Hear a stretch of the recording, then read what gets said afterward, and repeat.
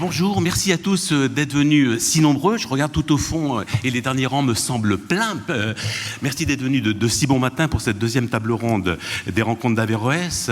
Alors il y a 30 ans, très exactement, presque jour pour jour, le mur de Berlin s'effondrait et 2 ans plus tard, l'URSS se disloquait. Francis Fukuyama y a vu la fin de l'histoire. En tout cas pour les Occidentaux et d'abord les Européens, il devenait évident que notre modèle, la démocratie libérale, la démocratie représentative, allait s'étendre par capillarité au reste de la planète, d'abord dans les pays d'Europe centrale et orientale, puis en Russie, en Turquie et progressivement dans le reste du monde. Mais cela ne s'est pas passé exactement comme prévu.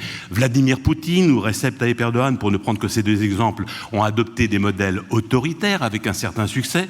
Et au sein même de l'Union européenne, des pays comme la Pologne ou la Hongrie défient ces fameuses instances européennes en menant des politiques illibérales. Et cette situation perturbe les Européens qui n'avaient jamais imaginé que leur modèle puisse être mis en cause. Et pourtant, de tweet en tweet, de fake news en désinformation, Donald Trump ou Jair Bolsonaro prospèrent.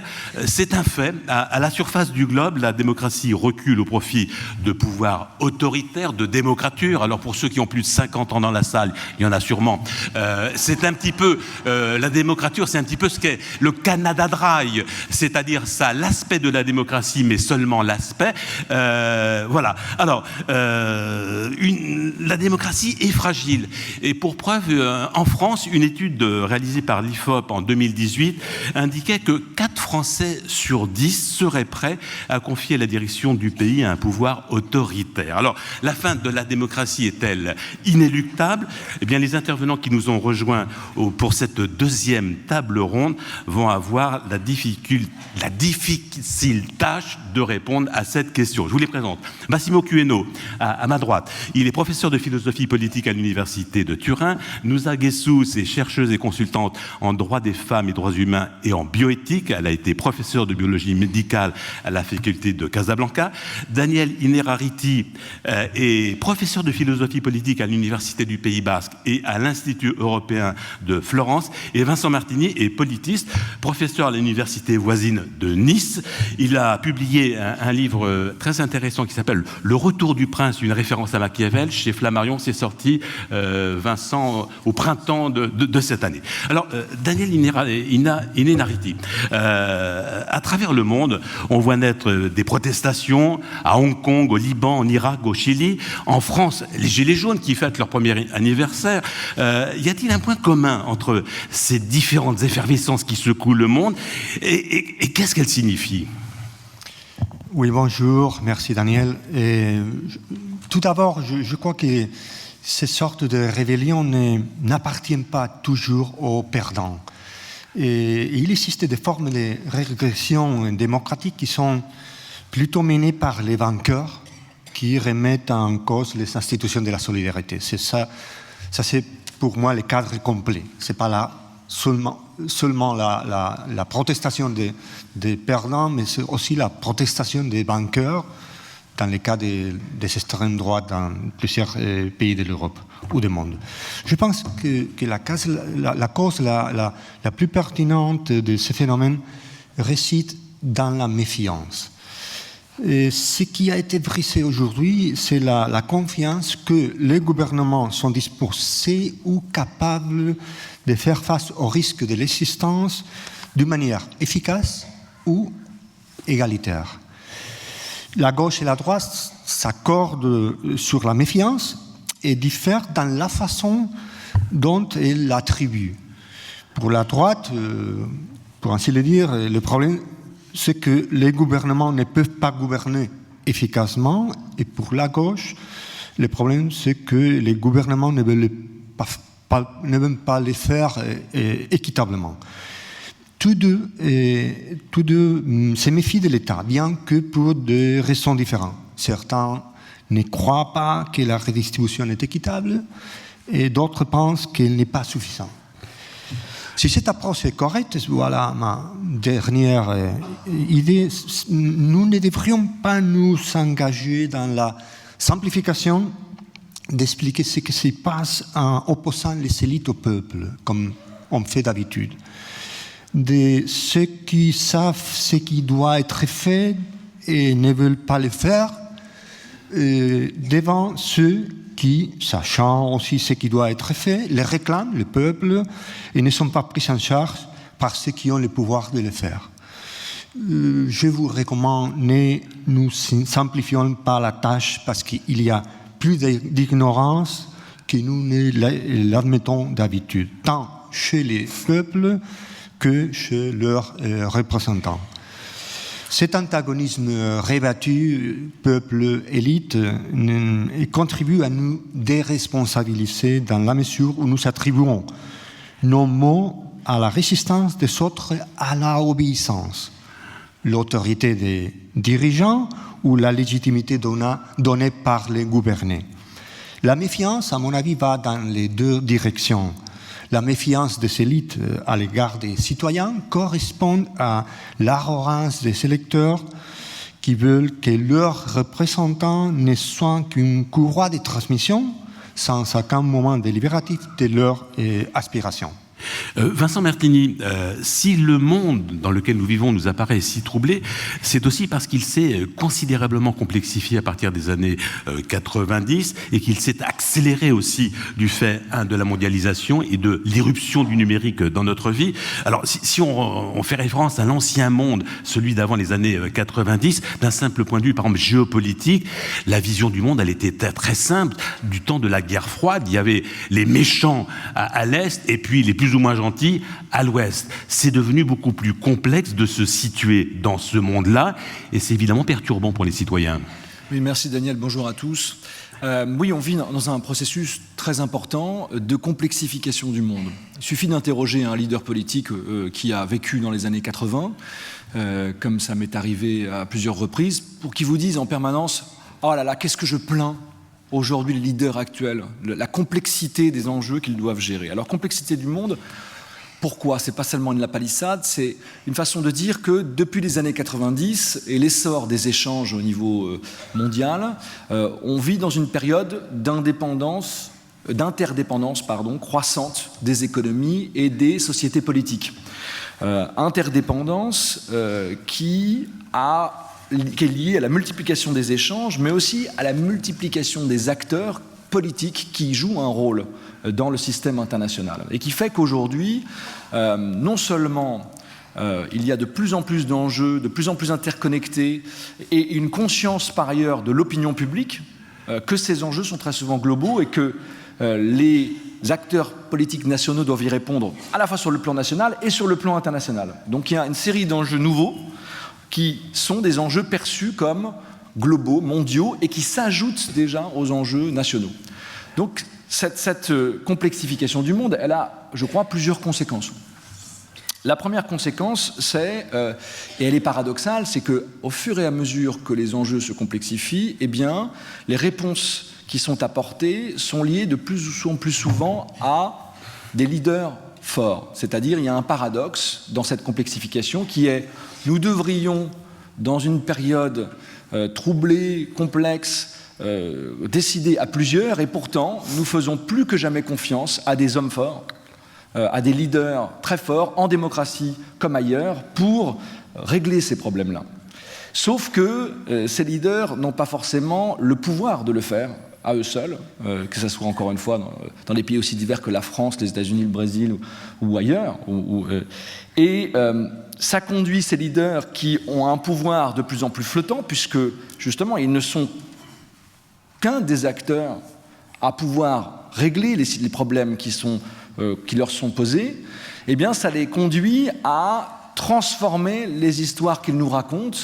Et on assiste à un facteur qui est lié directement à la complexification du monde, qui est la culturalisation de la politique.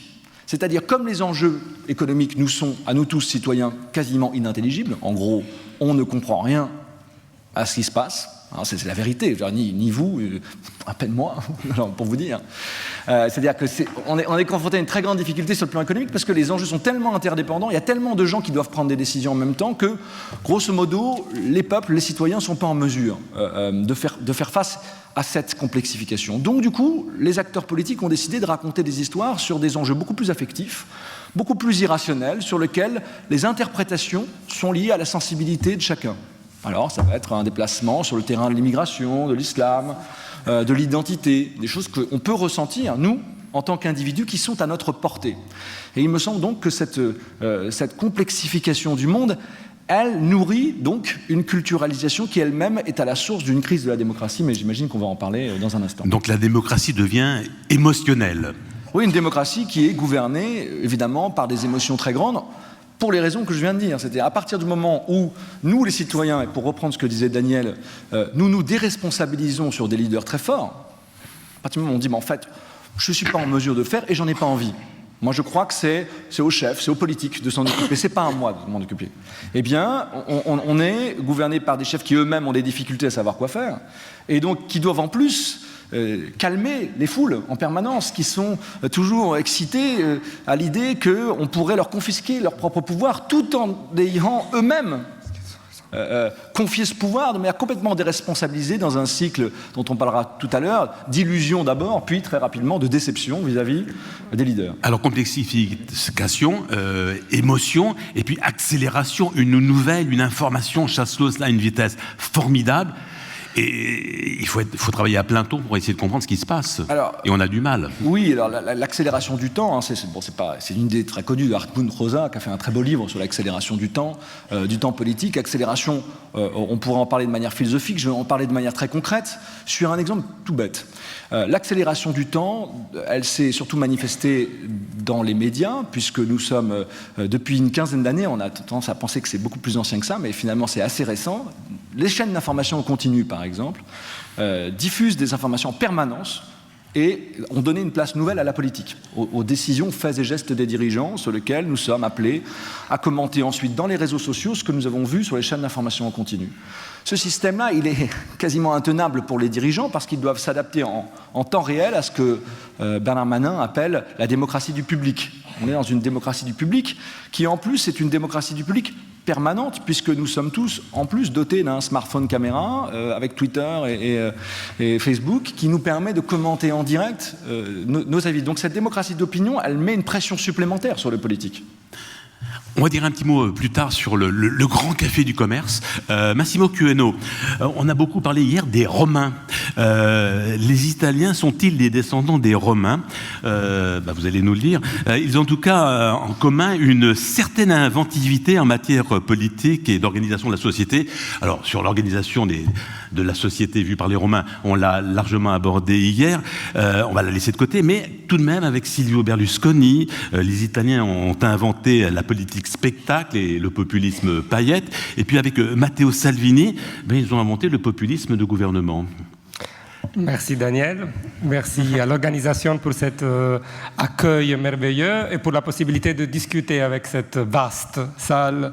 Et merci aussi à Thierry Fabre qui nous a proposé de repartir de la chute du mur, de l'euphorie démocratique qu'on avait il y a 30 ans, à l'endemain de la chute du mur, dans laquelle on pensait que la démocratie, c'était désormais la seule forme de gouvernement possible pour le monde. Et c'est pour ça que, justement, quelques mois après la chute du mur, Francis Fukuyama, on a déjà cité, a écrit cet essai « La fin de l'histoire ». Je me suis permis de revenir au texte très rapidement, évidemment. Fukuyama disait « On est arrivé au point final de l'évolution idéologique de l'humanité ». L'histoire est finie, l'histoire conçue comme une succession de conflits idéologiques et militaires et les triomphes de l'économie de marché et du régime démocratique. Bon, évidemment, l'histoire n'est pas finie. Même pas 2 ans après la chute du mur, une coalition militaire guidée par les États-Unis, il a commencé l'opération Desert Storm avec l'inauguration de tragiques périodes de guerre humanitaire. Et après, on a eu, d'ici à quelques mois, le génocide de Srebrenica au cœur de l'Europe. Et comme ça, aujourd'hui, on peut dire que la démocratie, l'état de santé de la démocratie, ce n'est pas ce que Fukuyama espérait. Et aussi le capitalisme, il n'est pas en très bonne santé. Au moins après 2007, la plus grande crise économique de l'histoire globale depuis les années 30 du XXe siècle. C'est pour ça que je reviens tout rapidement à ce que j'appelle le laboratoire italien. L'Italie a exporté beaucoup de modèles politiques, la plupart très dangereux, c'est-à-dire on a inventé le fascisme dans les années 20 du XXe siècle et on l'a exporté dans le monde. Et aujourd'hui aussi, on a vécu une histoire politique plus récente qui nous a amené à expérimenter beaucoup de solutions politiques qui après ont pris la scène dans plusieurs d'autres pays. On a eu des gouvernements techniques, on a vu les populismes médiatiques des grands entrepreneurs Silvio Berlusconi jusqu'à notre période et la figure politique de Matteo Salvini. Toute cette expérience ont quelque chose en commun, qui est très proche à ce que disait Fukuyama. L'idée que les idéologies sont finies. Fukuyama disait désormais, finalement, après la chute du mur et de l'Union soviétique, il n'y a plus d'idéologie. Il n'y a plus ni droite ni gauche. Et aujourd'hui, les hommes politiques et les femmes politiques en Italie, mais pas seulement en Italie, jouent beaucoup sur cette idée qu'il n'y a plus droite et gauche. Un historien français de la Révolution française, Pierre Cernat, a récemment sorti un très bon bouquin qui s'appelle « L'extrémisme des centres » pour parler de cette histoire depuis les Thermidor jusqu'à Macron, histoire française du fait qu'on cherche de légitimer notre action politique comme si on n'était pas ni de gauche ni de droite. Et ça, c'était l'argument du parti fasciste aux années 20 qui disait on n'est pas idéologique, on lutte contre l'extrémisme idéologique de l'Union soviétique. Ça, c'était l'argument qui a légitimé plusieurs gouvernements techniques en Italie. C'est l'argument qui a légitimé Silvio Berlusconi qui disait moi, je suis riche, je sais comment faire de l'argent, donc ce n'est pas une question de droite et gauche, c'est une question de bonne administration. Et c'est l'argument de Matteo Renzi, c'est l'argument du mouvement 5 étoiles. Peut-être on aura l'occasion de parler un peu plus avant. Et c'est aussi l'argument de Matteo Salvini qui dit il faut arrêter avec cette connerie de gauche et droite, il faut faire des choses. Mais ça, c'est ce que je voudrais discuter avec vous. Je pense que chaque fois qu'un homme politique ou une femme politique s'est présent en disant « je ne suis pas ni gauche ni droite », normalement, il est très droite.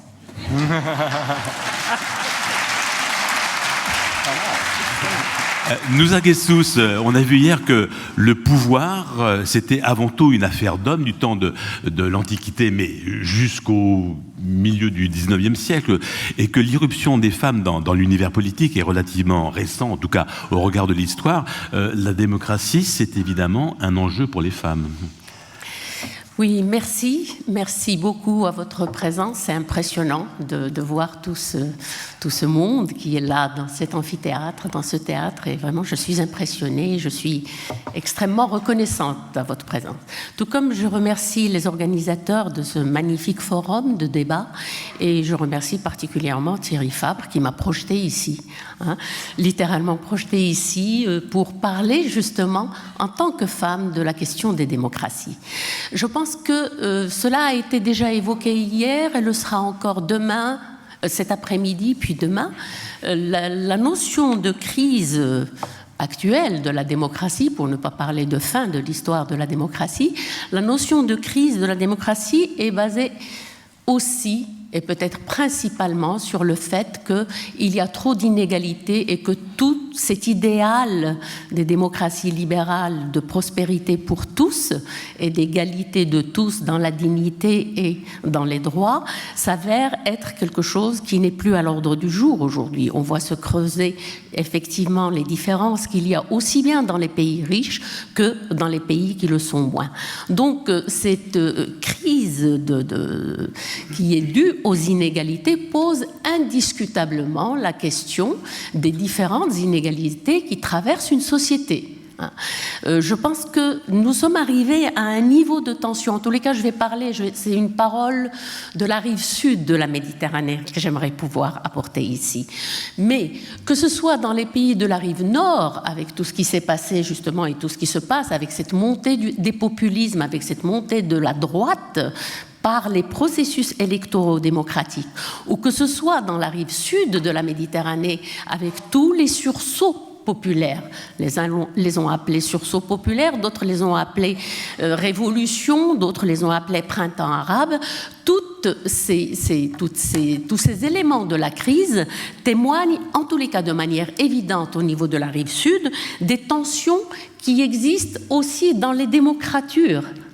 Parce qu'on peut parler dans la rive sud de l'existence de démocratures qui se sont plus ou moins dissoutes ou plus ou moins atténuées ou plus ou moins maquillées ou qui ont peut-être aussi été mises dehors. N'oublions pas que c'était l'un des slogans les plus importants des printemps arabes. Eh bien, dans ces pays du Sud, les tensions entre les libertés et l'autorité ont été quelque chose de très fort dans le déclenchement de ces mouvements.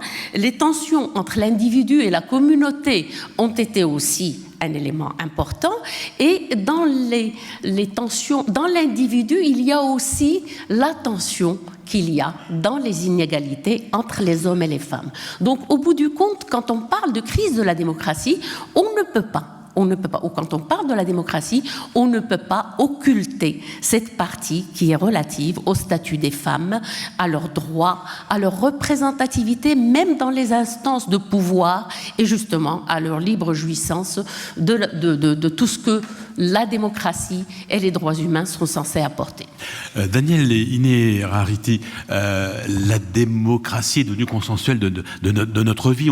De la même façon qu'on respire sans y réfléchir, on vit en démocratie sans y penser. Et par définition, la démocratie, dont on attend beaucoup, elle est forcément, à un moment ou à un autre, décevante. Oui, je crois que la déception est une caractéristique de la politique tout court, parce que la politique consiste surtout à trouver des solutions en partageant, en partant des opinions diverses.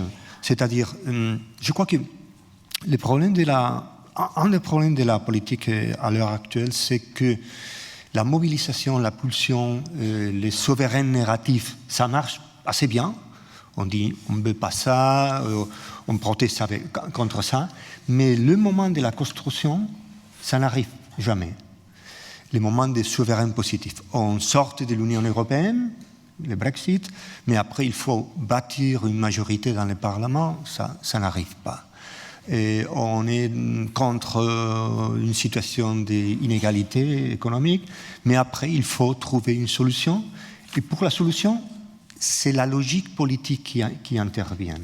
Et la logique politique est toujours une logique de déception, parce qu'il faut mettre un accord qui implique toujours ces concessions et compromis, on dit compromis, bien sûr. On dit aussi en français.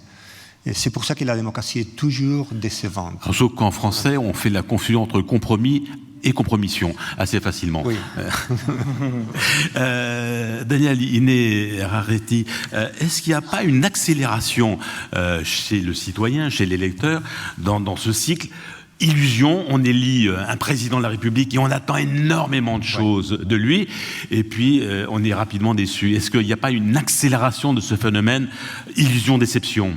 Absolument, absolument, parce que l'accélération du temps dont Vincent vient de nous parler, c'est aussi une accélération dans l'obsolescence des promesses, des programmes, des leaderships en général. C'est-à-dire le temps des déceptions est raccourci énormément, et ça explique beaucoup de phénomènes, ça explique le manque de loyauté des citoyens vers les leaders, mais aussi des leaders vers les citoyens, parce que si le temps est très, très, très bref, et la politique a laissé tomber absolument la dimension temporelle de la longue durée. Et il faut, d'une manière ou d'autre, introduire critères de longue durée dans la politique, parce que sinon ça va être décevant, mais dans le sens radical du terme. Vincent Martini, longtemps, la vie politique, ça a été la gauche, la droite, et puis un petit peu partout en Europe, restons en Europe, on a vu arriver des trublions. Alors, par exemple, en Espagne, ça a été Podemos à gauche, Ciudadanos à droite. En France, ça a été évidemment la République en marche, mais on peut citer le mouvement 5 étoiles en Italie, on peut varier et donner d'autres exemples. Dans un premier temps, ça a été très séduisant. On s'est dit, ah voilà, il se passe quelque chose, ça bouge, ça va changer les choses. Et puis, la conclusion de tout ça, c'est finalement une paralysie. La difficulté, voire l'impossibilité de former un gouvernement en Espagne, en tout cas ça va être très difficile après 4 élections, hein, je parle en 4 ans. Et on va vers une autre. Pardon ? Et éventuellement encore une autre. Un gouvernement en Belgique absent depuis 300 jours, pas de gouvernement en Allemagne, pas de gouvernement, ou en tout cas des gouvernements qui assurent les affaires courantes en Autriche, un gouvernement très fragile en Italie. On pourrait multiplier comme ça les exemples. L'irruption de ces nouveaux venus, Vincent Martini. Je dirais qu'on est un peu dans une période intermédiaire.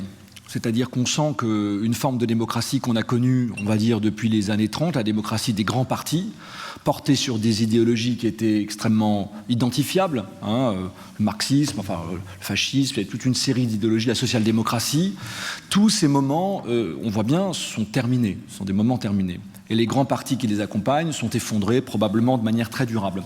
Donc je pense qu'on vit dans cette période intermédiaire dans laquelle on est dans une période d'expérience. Il y a toute une série de citoyens, et on devrait s'en réjouir d'ailleurs, qui essayent d'imaginer des alternatives.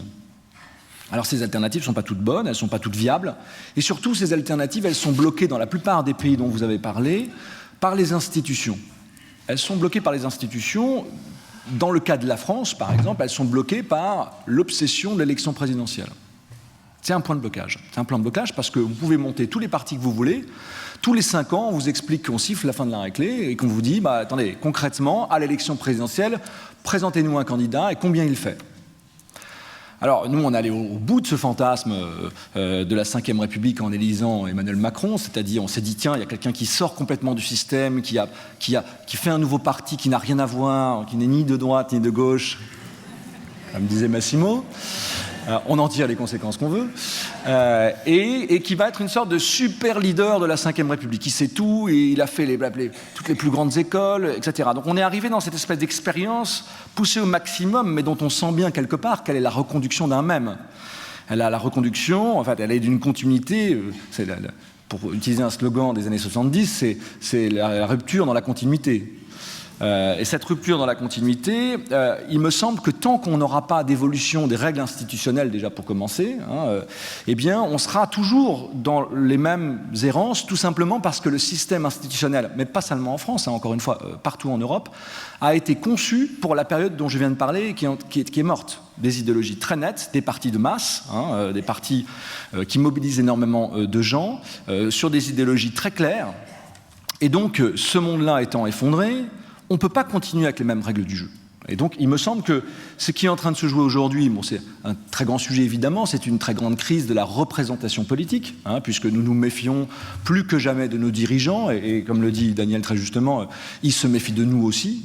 Ils se méfient de nous, peut-être à raison, évidemment, qu'ils ont raison de se méfier de nous, parce que c'est nous, les citoyens, qui portons la légitimité démocratique. Donc, on est potentiellement en mesure de les révoquer, encore une fois, à condition que les règles du jeu nous le permettent. Donc, cette dimension-là, dans un monde de citoyens critiques, nous sommes tous des citoyens critiques, c'est un sujet qu'on connaît bien en sciences politiques depuis une vingtaine d'années, la distance, la défiance avec la démocratie.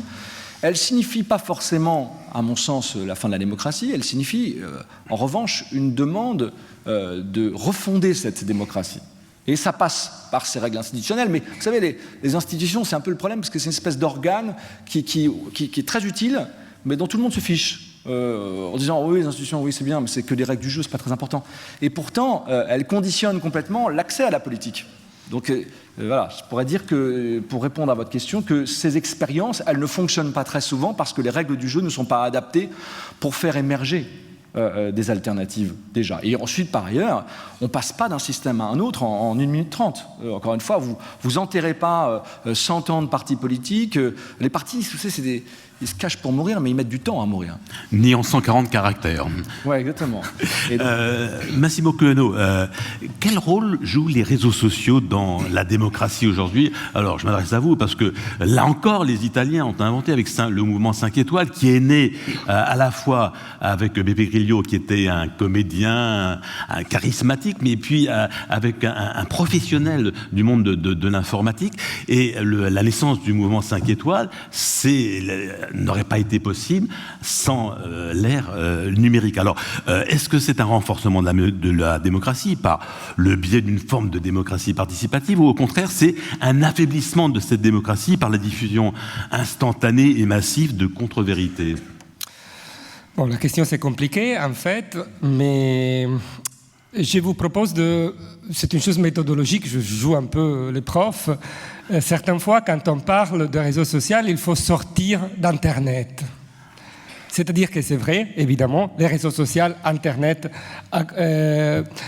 a contribué à cet imaginaire de la rapidité, de l'accélération sociale. Évidemment, sans la révolution technologique, on n'aurait pas eu cet grand imaginaire de l'accélération sociale, et aussi cette crise des intermédiaires. Parce qu'évidemment, la crise de partis, la transformation des partis politiques s'est accompagnée avec cette grande imaginaire du fait que grâce à Internet, on aurait pu revenir sur des modèles de démocratie directe. Les problèmes, je laisse juste un moment à côté la question des réseaux sociaux pour dire que, pour me récupérer ce que disait Vincent, je suis tout à fait d'accord avec toi. Comment on a répondu à cette crise d'intermédiaires? On a répondu avec le renforcement des gouvernements. On a pensé, donc, on n'a plus de partis qui peuvent représenter le peuple. On va donner plus de pouvoir au gouvernement pour résoudre des questions et pour représenter d'une certaine façon les citoyens. Donc, on a enlevé de pouvoir au Parlement. On a laissé les pouvoirs législatifs, beaucoup de pouvoirs législatifs, dans les mains des gouvernements, des exécutifs. Mais évidemment, un exécutif ne peut pas représenter tout le monde, les citoyens. C'est seulement le Parlement, c'est seulement une assemblée représentative qui peut redonner, restituer la complexité sociale.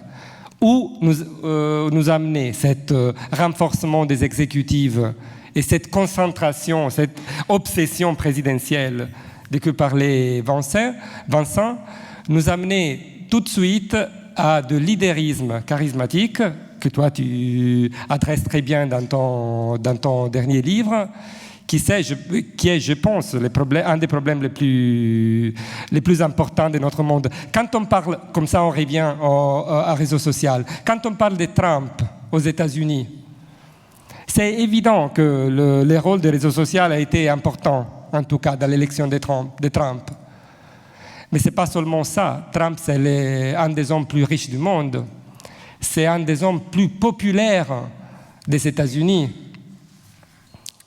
Donc, c'est-à-dire, oui, je suis d'accord, c'est important de parler des réseaux sociaux et de comment se transforme la communication, mais je pense que certaines fois, il faut sortir d'Internet pour voir la complexité sociale et économique de notre monde politique.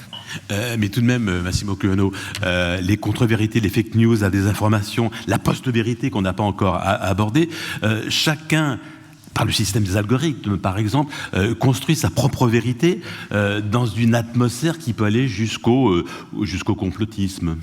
Oui, ça c'est sûr, mais la propagande, c'est pas quelque chose de nouveau, en fait. Et même la contre-vérité, c'est pas quelque chose de nouveau. On a joué un peu avec les étudiants il y a quelques jours ici, dans ce même théâtre, et j'ai raconté l'histoire, je ne sais pas si Catherine, elle est encore là, l'historienne de Rome, l'histoire que l'Empire romain se fonde sur une fake news, c'est-à-dire les testaments de Marc-Antoine et Cléopâtre, c'est un faux, ça n'existe pas, ça n'existait pas, c'est une invention de Jules César pour légitimer sa prise de pouvoir. Donc la post-vérité, il a toujours existé. C'est vrai qu'avec les réseaux sociaux, c'est plus facile de diffondre de fake news. Ça, c'est sûr, mais il ne faut pas, je pense, la question centrale qu'on doit se poser, ce n'est pas seulement la question des fake news et des réseaux sociaux, mais c'est la question sociale, plus encore. C'est de revenir aux causes sociales et économiques de la montée de ce mouvement populiste. Encore une fois, les États-Unis, c'était au centre d'une énorme crise économique, la plus grande depuis les années 30 du XXe siècle. Ça, c'est une des raisons de l'élection de Trump. Beaucoup plus que, je pense, que les fake news. Même si c'est important de repenser les rôles des journalistes, les rôles de médias à l'endemain de grandes révolutions technologiques. Ça, c'est important, mais il ne faut pas, je pense, surestimer.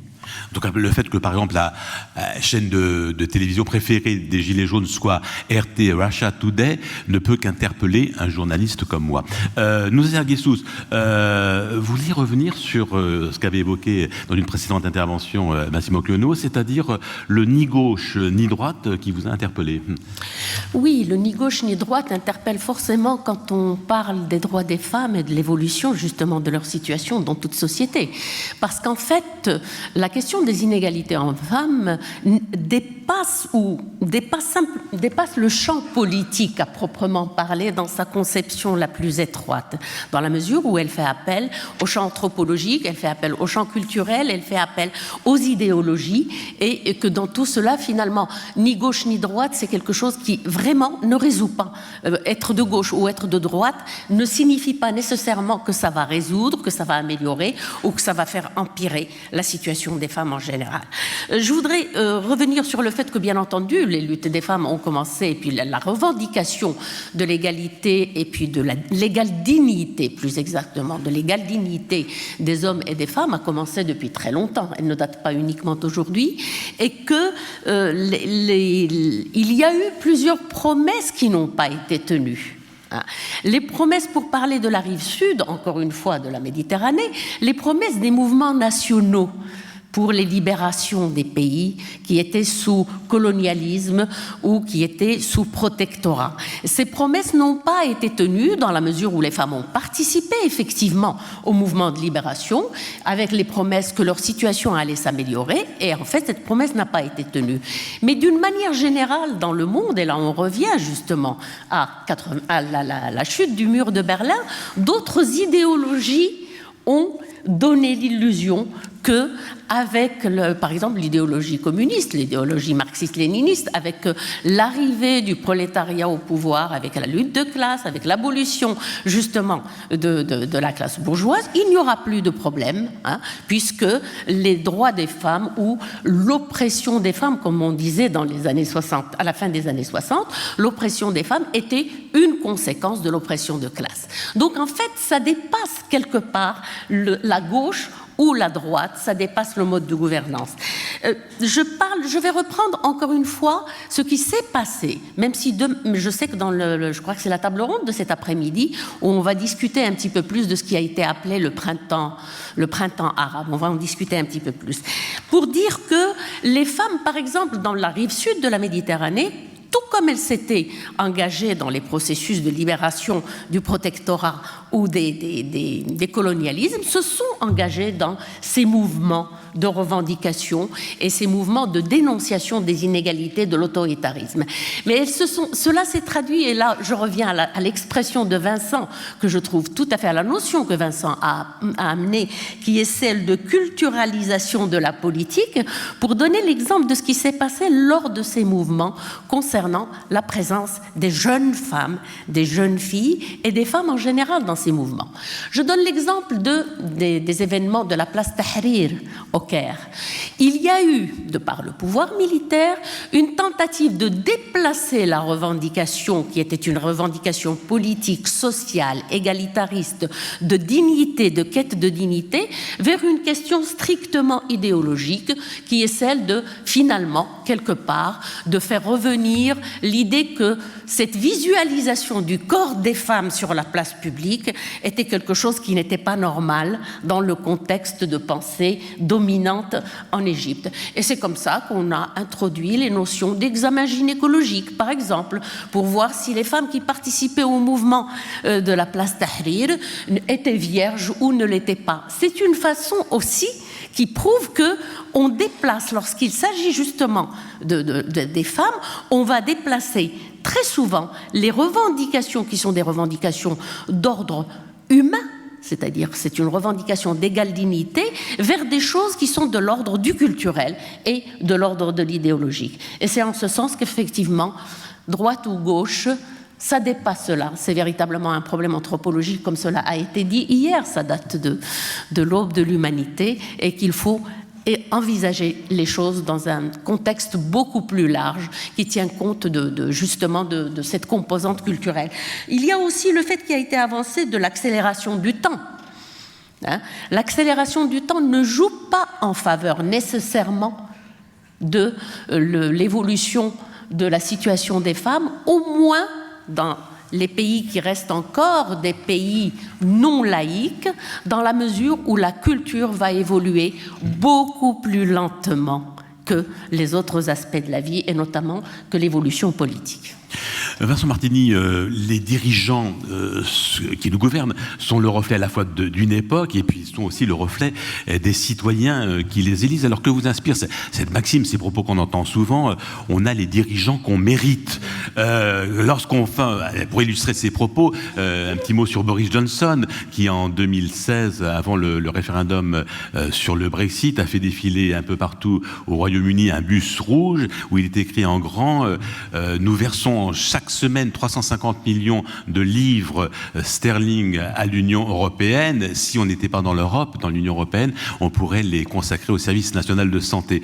Alors, sauf que, évidemment, c'était faux, parce que même Margaret Thatcher, en son temps, avec son fameux I want my money back, avait négocié un rabais. Et puis, si effectivement le Royaume-Uni verse 350 millions de livres par semaine, elle reçoit aussi de l'Union européenne une somme pratiquement équivalente. Donc c'était un mensonge, au-delà de la fake news, une contre-vérité d'un homme politique qui est devenu le Premier ministre du Royaume-Uni. En tout cas, oui, pour l'instant c'est encore le Royaume-Uni, c'est pas encore le Royaume des Unis. Alors, deux remarques sur ce que vous venez de dire. D'abord, une remarque sur la question de la responsabilité des citoyens. Je vais commencer par vous parler d'un film que j'aime beaucoup, qui est un film pas très connu, qui est un petit film italien, une comédie qui s'appelle Viva la Libertà.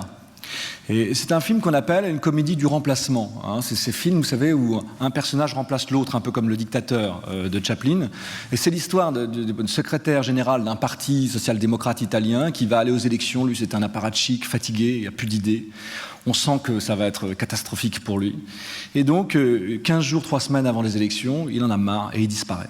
Voilà. Et il disparaît. Là, la situation est grave. Il faut qu'on trouve un remplaçant qui va mener les élections. Et évidemment, par un jeu d'imbroglio assez amusant, on se rend compte qu'il a un frère jumeau, que ce frère jumeau est un philosophe qui sort d'un asile, mais que ce frère jumeau a des choses à nous dire sur la politique, évidemment bien plus justes et bien plus enthousiasmantes que son frère. Et il va le remplacer. Et donc, il faut regarder le film pour voir comment ça se termine.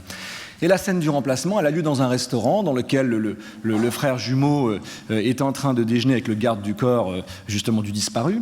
Et il rencontre un journaliste qui le prend pour son frère, justement, et qui lui dit « Mais comment est-ce que vous expliquez que la classe politique italienne est si corrompue ou si incompétente ?» Et il a cette formule, il dit « La classe politique italienne est incompétente parce que les Italiens sont incompétents. La classe politique italienne est corrompue parce que les Italiens sont corrompus ou rêveraient de l'être. » Et donc il me semble là que la question que vous posez, c'est la question quand même de la responsabilité des citoyens. Moi je suis toujours regardant les acteurs politiques, assez critiques évidemment du fonctionnement de la politique, mais aussi assez critiques de la déresponsabilisation des citoyens vis-à-vis de la politique. C'est-à-dire qu'on considère encore une fois que les acteurs politiques doivent, à notre place, décider les choses. Sauf que nous désirons de plus en plus participer. Et on sait très bien que quand on met en place des entreprises de démocratie participative au niveau local, en France par exemple, mais ailleurs aussi, les citoyens n'y vont pas. Et ensuite, etc. Bon, c'est toute espèce de spirale négative infernale. Donc réfléchissons sur la question de la responsabilité des citoyens. Deuxième élément sur lequel je voudrais intervenir, qui est à l'inverse, la question des fake news. Parce que c'est une question, alors, on entend souvent parler, et à un moment donné, je vais être un peu provocateur, je pense que les citoyens croient les fake news parce qu'en réalité, sur un certain nombre de réalités fondamentales de la société, on leur ment vraiment. Alors, qu'est-ce que je veux dire en disant ça? On leur ment vraiment. Alors on leur ment pas sur le fait que la France aurait vendu la ville de Marseille aux islamistes ou aux organisations internationales, comme on peut le voir sur Internet, pour créer des quartiers à 100% musulmans qui pratiqueraient la charia en échange d'un salaire misérable. Bon, ça c'est le genre de fake news qu'on entend ou qu'on lit dans les livres de Philippe de Villiers. C'est pas de ces fake news-là dont je parle et de ces mensonges-là dont je parle. Je parle des mensonges fondamentaux de la société contemporaine, mensonges qui sont liés à la répétition de fausses évidences dont les citoyens sentent bien qu'elles sont aujourd'hui inexactes. J'en cite quelques-unes. La première, c'est « si vous travaillez dur », vous connaissez la suite de l'histoire, « si vous travaillez dur, vous aurez un salaire, une vie à la hauteur de votre travail ». Ça, évidemment, tout le monde sait que c'est faux. Sinon, il n'y aurait pas eu les gilets jaunes. Ce sont des gens qui disent à un moment donné on travaille dur et on n'a pas de travail. Parce que les gilets jaunes, c'est des travailleurs pauvres, beaucoup plus que des chômeurs. Ce sont des gens qui ont un travail mais qui ne s'en sortent pas, première chose.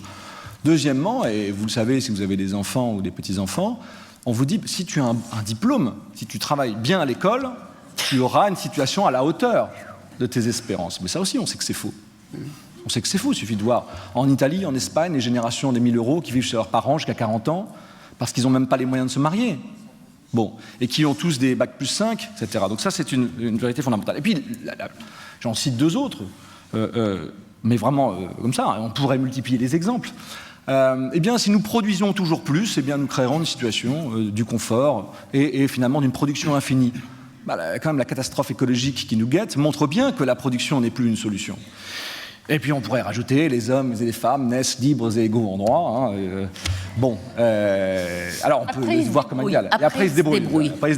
Donc on voit bien que j'insiste là-dessus parce que c'est pas étonnant que les gens imaginent que, je sais pas, que la France et l'Allemagne ont décidé des complots invraisemblables, qu'on nous ment toute la journée, parce que en réalité, sur un certain nombre de choses, par paresse intellectuelle, par défaut de réflexion, les acteurs politiques finissent par nous mentir en répétant des contre-vérités.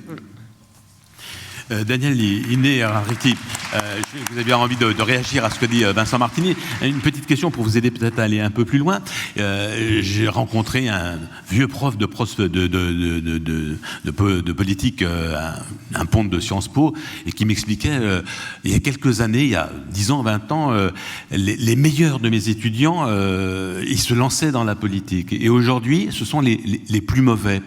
Et on les comprend. Et on les comprend, parce que qui a envie de devenir ministre pour être alpagué à la moindre proposition, ou maire, ou même président de la République? Il faut un petit grain de folie. Un président de la République, ça gagne 13 000 €. Si vous êtes Carlos Ghosn, c'est un pourboire, 13 000 €. Donc, sur cette réflexion qui fait qu'il y a une baisse de qualité du personnel politique liée au fait que, bien évidemment, la financiarisation du monde fait que les carrières politiques sont pas les plus séduisantes. En tout cas, il y a énormément de coups à prendre et à la fin de l'histoire, pas forcément beaucoup de satisfaction.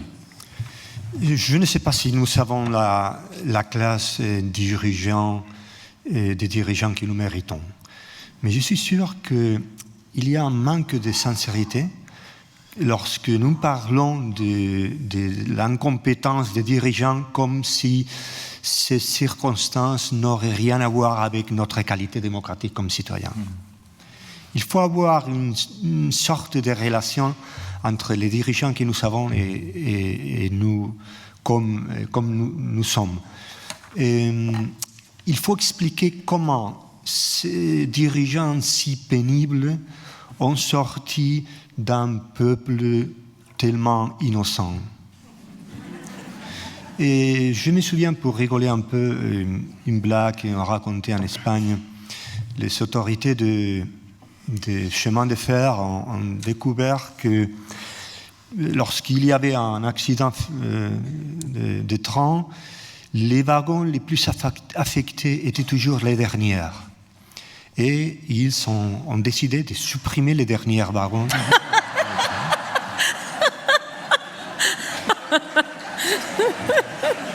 Excellent. C'est une solution très espagnole qui aurait pu être aussi une solution italienne. L'imagination du Sud. Oui, mais lorsque j'entends parler de certaines crises de représentation, je sais qu'il y a une crise de représentation. Tout à fait, il faut travailler là-dessus. Mais parfois, j'ai l'impression que certains discours sur la crise de représentation sont quelque chose semblable à la suppression du dernier wagon de train. Alors, on est en train de quitter un monde très confortable que l'on connaît, et puis on entre dans un nouveau monde évidemment incertain et qui nous fait un peu peur, enfin qui nous interpelle, qui nous inquiète. Et les manifestations, pour reprendre le début de cette table ronde, c'est aussi cette inquiétude, en tout cas pour un certain nombre de manifestations, en tout cas en Europe. Dans ce nouveau monde qui s'installe, que l'on découvre petit à petit, est-ce qu'il y a une place pour un système démocratique? Et je vous posais la question à tous les quatre. On va commencer peut-être par Massimo Chiono. Est-ce qu'il y a une place pour une évolution du système démocratique dans ce monde qui est en train de se construire? Ça, je ne sais pas, je suis désolé. Mais il y a une chose que je voudrais ajouter justement sur ces points-là, et que ça me ramène à la question de la contre-vérité. Et comme ça, je veux adresser directement la question de la démocratie, et ça sur laquelle on peut, je pense, un peu travailler. L'obsession pour la question des contre-vérités cache quelque chose de plus inquiétant et plus grave, c'est-à-dire la question de la vérité. Parce que moi, je pense que démocratie, c'est une forme de gouvernement qui ne peut pas accepter l'idée qu'il existe une seule vérité. Être démocratique veut dire qu'il y a beaucoup de différentes solutions possibles aux problèmes politiques et que discuter, négocier, faire des compromis, c'est le seul moyen pour vivre ensemble plus ou moins en paix. Parce que si on a la vérité, celui qui trouve la vérité voudra sûrement l'imposer. Et ça, c'est l'histoire que nous le raconte.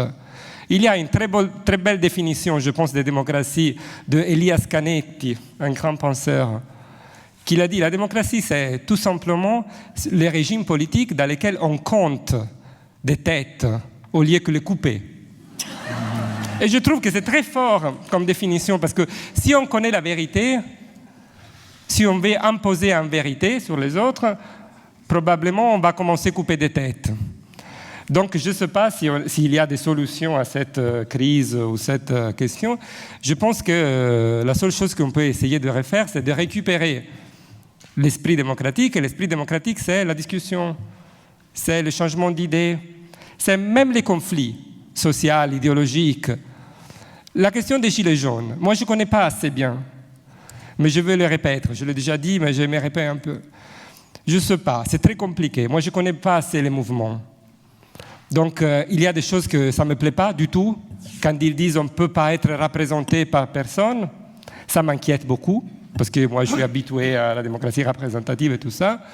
Donc, je ne suis pas forcément d'accord avec les revendications des Gilets jaunes, mais ça que je trouve horrible, antidémocratique, c'est la répression policière que l'État français fait avec ce mouvement. Donc, qu'est-ce que ça veut dire démocratie? C'est récupérer le fait qu'il y a les conflits c'est idéologique, les conflits c'est social, et la démocratie c'est compter des têtes au lieu que le couper. Merci. Nous Agessous, sur la rive sud de la Méditerranée, il y a eu évidemment les printemps arabes de 2011. On va pas revenir, c'est pas le sujet de cette table ronde, mais ça bouge encore en Tunisie, ça bouge au Liban. Est-ce qu'il y a là quelque chose qui est en train, en Algérie bien sûr, et pardonnez-moi d'avoir oublié, merci. Qu'est-ce qui se passe? Est-ce qu'il se passe quelque chose? Est-ce qu'on assiste à quelque chose de nouveau? Est-ce que la rive sud de la Méditerranée nous annonce quelque chose? Je vais dire la même chose que Massimo. Je ne peux pas vous répondre d'une manière générale. Ah bah alors là, non. Non, je ne peux pas vous répondre d'une manière générale et globale. Il est évident que ce qui se passe dans la rive sud de la Méditerranée n'est pas anodin, et que la répétition dans les mêmes pays avec des périodes d'accalmie prouve bien qu'il va y avoir à un moment ou à un autre un phénomène cumulatif qui va se manifester d'une manière ou d'une autre. Je veux dire que le fait qu'en Égypte, ça s'était calmé et puis qu'ensuite ça reprenne, l'Algérie, c'est vraiment un espoir, on ne sait pas comment cela va se passer.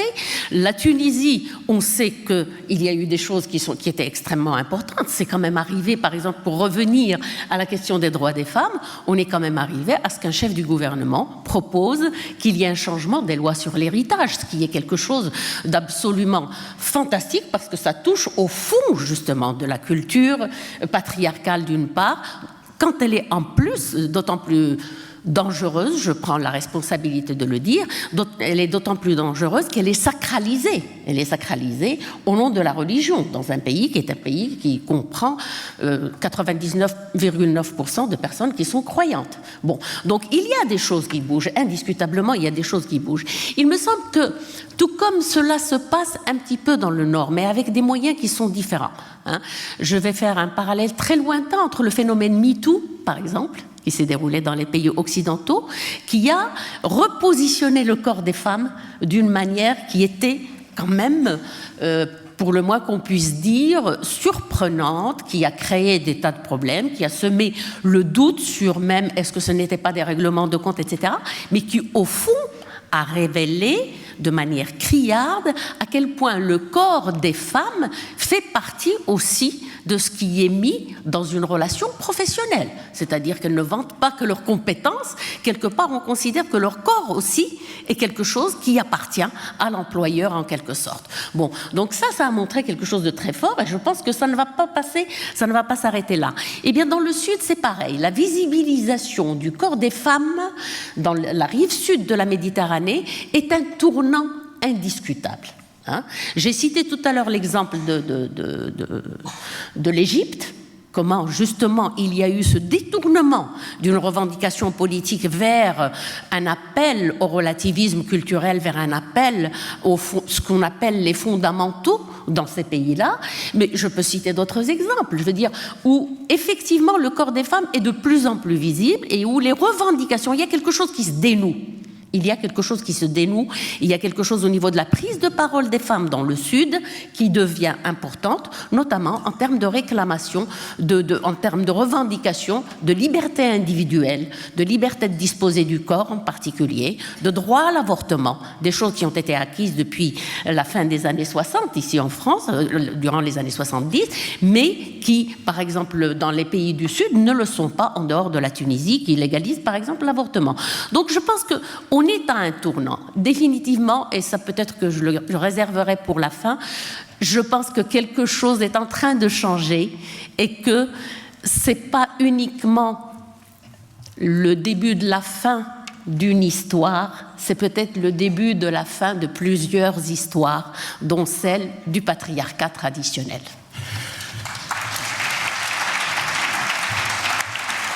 Daniel Iné Harary, comment faire évoluer ce système démocratique? C'est l'anniversaire des Gilets jaunes et une de leurs revendications premières, c'est le RIC, le référendum d'initiative citoyenne, donc une démocratie plus participative, mais Vincent Martini a bien mis en évidence le fait que c'était loin de marcher à chaque fois. Alors comment faire évoluer ce système démocratique? Combien de temps je pour... Allez, en radio, on dit toujours 1 minute radio. C'est bon, ça suffit. Et je saurais dire que la grande tâche que nous avons devant nous, c'est aller vers une démocratie post-électorale. Je m'explique dans une minute. Et la constitution de l'électorat, c'est-à-dire de ceux qui ont le recensement de ceux qui ont les droits à voter, c'est un acquis de la démocratie moderne, comme l'a souligné Montesquieu, parmi d'autres. Et ça est toujours accompagné de soucis de s'il y a quelques personnes ou groupes de personnes qui ne sont pas assez à l'intérieur de nos systèmes politiques et il faut aller dans ça développe les soucis d'une démocratie plus inclusive, les pauvres qui peuvent voter, les femmes qui sont intégrées, etc. Oui. À ce moment, je crois qu'il y a 4 sortes d'électorats oui, qui ne votent pas assez. D'abord, il faut aller vers une inclusion de nos voisins dans nos systèmes de décision politique, dans la dimension spatiale. Si la démocratie et l'identité, la coïncidence entre ceux qui prennent les décisions et ceux qui sont affectés par les décisions, nos voisins et nous comme voisins des autres, devrions d'une certaine manière être inclus dans la liste des gens qui votent. Je dois voter en France, vous devez voter en Espagne ou en Italie, si ça vaut la peine encore. Et aussi pour les élections européennes. En Espagne, je dis. Et deuxièmement, il faut réfléchir sur les poids que nos décisions laissent tomber sur les générations futures. Il faut inclure les futurs, les jeunes, les enfants, ceux qui n'ont pas encore nés et sont pas nés, et dans nos processus de décision politique. Il faut inventer des institutions de compromis qui le permettent. Troisièmement, l'inclusion des femmes dans nos systèmes politiques, ce n'est pas le suffrage des femmes seulement, c'est l'inclusion des femmes, la féminisation des politiques, je ne sais pas exactement ce que ça veut dire, mais c'est une révolution parce que ça signifie que nous laissons tomber un monde politique compris comme les combats entre singularités individuelles autosuffisants et nous allons vers un monde du cœur, des préoccupations, soucis pour les autres, d'interdépendance. Et quatrièmement, c'est mon dernière proposition, et nous devons aller vers une démocratie écologique, c'est-à-dire la nature doit voter aussi, d'une certaine manière. Il ne s'agit pas de mettre les chiens et les chats à côté au Parlement, mais d'une chose plus importante. Comment représenter les intérêts de la nature dans nos systèmes politiques, étant donné que nos systèmes politiques n'ont pas d'incentive pour gérer la question écologique d'une manière responsable. On se rapproche de la fin de cette première partie de cette table ronde avant de donner la parole à la salle. Vincent Martini, c'est vous qui allez avoir la fin, le mot de la fin de cette première partie. Question, évidemment, de fin, de conclusion. La fin de la démocratie est-elle inéluctable ? Ouais. Alors, 1 minute aussi. Oui. Enfin, bon, je pense à la question, excusez-moi, je ne vais pas répondre à cette question-là, je vais répondre à votre question d'avant, je trouve plus intéressante. Mais je vous la reposerai quand même. Non, parce qu'évidemment, on ne vit pas du tout dans la fin de la démocratie, mais pas du tout, en réalité. On voit bien que tous les soulèvements dans le monde entier sont des soulèvements pour plus de démocratie. Absolument. Et les Gilets jaunes qui manifestent il y a un an, ils ne manifestent pas contre la démocratie, ils manifestent pour la démocratie. Ils considèrent, à tort ou à raison, qu'on ne vit pas dans une démocratie assez approfondie, assez juste. Et j'ajoute même que les partis anti-système, qu'on les aime ou qu'on les déteste, c'est-à-dire la France Insoumise ou le Rassemblement National, revendiquent, encore une fois on peut prendre ça comme une promesse, une fausse promesse, mais revendiquent plus de démocratie. Ils le font au nom de la démocratie. Donc nous sommes paradoxalement dans un système qui est en tout cas dans beaucoup de pays du monde en crise démocratique, je l'ai dit, crise des citoyens critiques, mais dans le même temps, il n'y a pas de remise en cause par les citoyens eux-mêmes du système démocratique dans son essence. Il n'y a pas de parti qui dit bah voilà, c'est très simple, on va de parti de masse, on va sortir de la démocratie, ça va être beaucoup mieux. Il y a ensuite des acteurs politiques qui, une fois parvenus au pouvoir, essayent de sortir de la démocratie. Mais ça, c'est autre chose. Je ne crois pas qu'il y a de mouvements populaires qui revendiquent de sortir de la démocratie. Il y a des tentations au nom de l'efficacité, au nom du fantasme du consensus, de ce que Claude Lefort appelait le fantasme du peuple un, soudé par sa tête, le peuple un soudé par sa tête, par un chef. Il y a cette tentation, et Lefort disait déjà il y a 25 ans ou 30 ans que c'était une tentation récurrente dans l'histoire de la démocratie. Mais je dirais au contraire que la démocratie, elle ne meurt pas, et je crois que sa supériorité sur les autres régimes, c'est qu'elle est porteuse en elle-même de sa propre incomplétude. Je vais utiliser une tautologie. La démocratie appelle toujours plus de démocratie. Le principe même de la démocratie, c'est d'être insatisfait du niveau de démocratie dans lequel nous nous trouvons.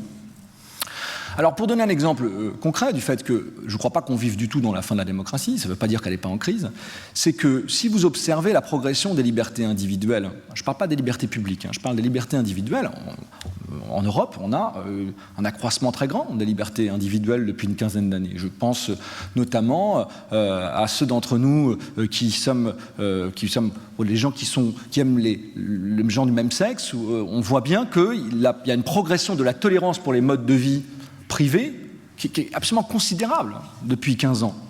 Considérable.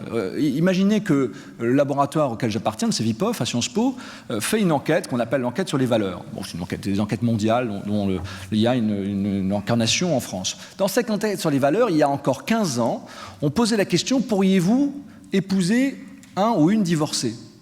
Il y a 15 ans, il n'y a pas 100 ans, il y a 15 ans. Et bon, aujourd'hui, cette question a disparu parce qu'elle ne fait plus aucun sens. La question, on se rend compte que sur la question de la tolérance vis-à-vis justement de toutes les formes de vie individuelle a considérablement progressé. En revanche, et ça c'est ce que disent les chercheurs du CEVIPOF que je trouve intéressante, c'est qu'il y a une dichotomie entre liberté privée et ordre public. C'est-à-dire qu'il y a une liberté privée plus grande, en tout cas sur le plan, encore une fois, des modes de vie, mais qui va de pair, et c'est là où on devrait se méfier, faire attention, avec une demande d'ordre public qui peut mener jusqu'à des débordements très graves, puisque au nom de l'ordre, on accepte des répressions dont parlait Massimo tout à l'heure, et qui sont tout à fait inacceptables, parce qu'elles atteignent à ce qui est le cœur, à mon avis, un des cœurs de la démocratie, qui est l'état de droit.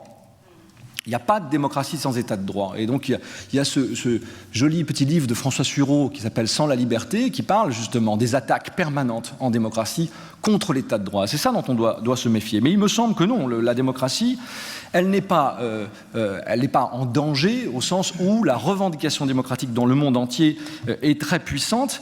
Et j'ajoute que, moi, si je dois donner une note d'espoir, il se porte vers les jeunes générations. Jeune génération dont on dit régulièrement ils ne sont pas politisés, ils ne s'intéressent pas à la politique, ce sont des gens qui sont désengagés. Je crois que c'est absolument le contraire. Je pense qu'ils ne s'intéressent pas aux jeux politiques.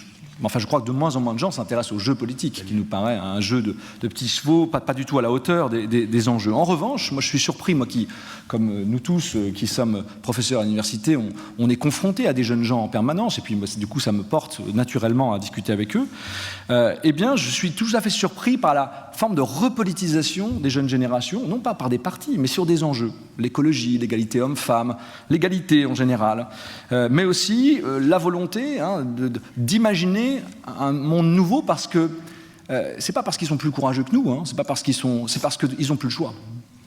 Parce qu'ils voient bien que là, tout d'un coup, l'horizon se restreint, mais c'est un horizon à l'échelle de leur propre vie, ne serait-ce que pour la question de l'urgence écologique, qui les contraint à repenser les choses. Ils n'ont plus le choix parce que ma génération, on lui a dit, bon, alors il y a peut-être une place, mais il va falloir que tu te faufiles un peu, il va falloir faire plusieurs métiers. Je me rappelle, on me disait ça quand j'avais 15 ou 16 ans, moi je trouve ça très bien de faire plusieurs métiers, mais c'est fini, malheureusement, tu ne pourras pas faire un seul métier toute ta vie. Et je trouve ça très bien, mais aujourd'hui c'est pas ça, c'est que maintenant il n'y a plus de contrat, il n'y a plus de place du tout en fait. Et donc ces générations-là, quand on leur explique qu'il faut s'intégrer dans un système qui ne leur laisse aucune place, elles ont aucune envie de ce système-là. Donc, et c'est ça que je trouve intéressant, elles ont une incitation très forte au nom de leurs convictions, mais surtout au nom de leur intérêt, en tant que génération qui a le droit de vivre. Eh bien, elles ont une incitation très forte à repenser la démocratie et à repenser le système économique et sociale de manière générale.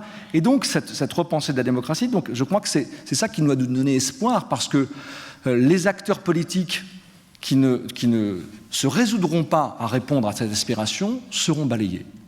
Ils seront balayés, tôt ou tard. Et ça va aller beaucoup plus vite que ce qu'on imagine. À mon sens, on le voit notamment dans des pays aussi divers que le Chili ou qu'aujourd'hui le Liban. Daniel Inné-Hariri, vous vouliez rajouter un petit mot? Oui, et très brièvement. Je crois que l'histoire de la démocratie est une histoire de succès. C'est une histoire? Et des succès. Et c'est-à-dire, tout le monde appelle à la démocratie par faire n'importe quoi. Même les extrémistes, même l'extrême droite a toujours une justification démocratique pour faire n'importe quoi. Comme le disait le politologue allemand Lemmbruch, tous les chemins vont vers la Rome de la démocratie.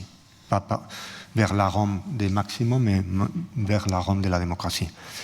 Le problème de la démocratie à l'heure actuelle, c'est qu'il y a beaucoup de gens qui prennent un élément de la démocratie d'une manière unilatérale.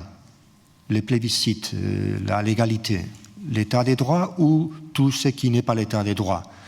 Et à mon avis, il faut donner la démocratie est un équilibre fragile, difficile à mener entre un ensemble, un éventail de valeurs, procédures, institutions qu'il faut tenir dans un équilibre instable. Et chaque fois qu'une personne, une partie politique prend une seule dimension de la démocratie et en déconsidérant tous les autres, il y a un danger pour la démocratie, même s'il est mené au nom de la démocratie.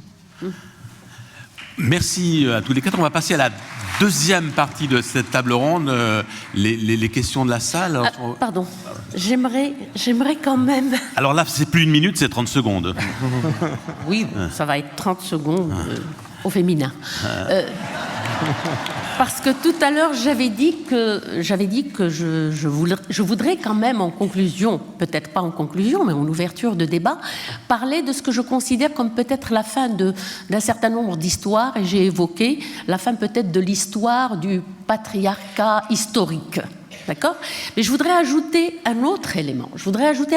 C'est que nous sommes actuellement dans une époque de technicisation qui s'accélère tous les jours. Et cette technicisation touche même au vivant. D'accord ? Je crois que tout le monde a suivi, par exemple, les débats qu'il y a eu sur la loi bioéthique en France et sur toutes les choses qui vont changer en matière de procréation médicalement assistée, par exemple, de l'accès de la procréation médicalement assistée à d'autres, à des catégories, comme l'a dit tout à l'heure, comme l'a dit Vincent tout à l'heure. Bon, je crois que c'est la fin aussi de l'époque où l'homme était un homme blanc, hétérosexuel, etc., etc. Bon, on a changé et c'est uniquement l'homme. Maintenant, on pense aux femmes aussi, on pense aux minorités, on pense aux personnes qui choisissent, qui font d'autres choix. Bien. Mais ce que je voudrais dire aussi, c'est que là, j'aimerais attirer l'attention sur quelque chose qui est en train de se produire et qui va changer même la donne culturelle et la notion d'identité culturelle, finalement. Pourquoi ? Parce que, avec les nouvelles technologies qui existent en matière de procréation médicalement assistée, eh bien, on est en train d'assister à un bouleversement total des notions de filiation, des notions de famille, de la notion de genre, et même, j'arrive d'un colloque sur bioéthique et procréation médicalement assistée dans les différentes religions, et même la notion du rôle des femmes dans la procréation, puisqu'on parle de plus en plus d'utérus artificiel, on parle de plus en plus d'ectoreproduction. Donc ça, c'est quelque chose qu'il faut garder à l'esprit, à savoir que, au-delà des changements qu'il y a sur le plan politique, il y a des choses sur le plan social dont il va falloir tenir compte dans tous nos calculs. Donc je ne pense pas que ce soit la fin de la démocratie, je pense que c'est peut-être le début de la fin d'une façon de concevoir la démocratie indiscutablement Penser aussi l'universalisme, l'universalité d'un modèle démocratique. Il faut la repenser. Il n'y a qu'à voir les catastrophes qui se sont faites dans certains pays du Sud au nom de l'exportation de la démocratie. Bon, je pense qu'il y a encore quand même beaucoup de choses et j'espère que nous aurons l'occasion par la suite d'en reparler. Merci à vous.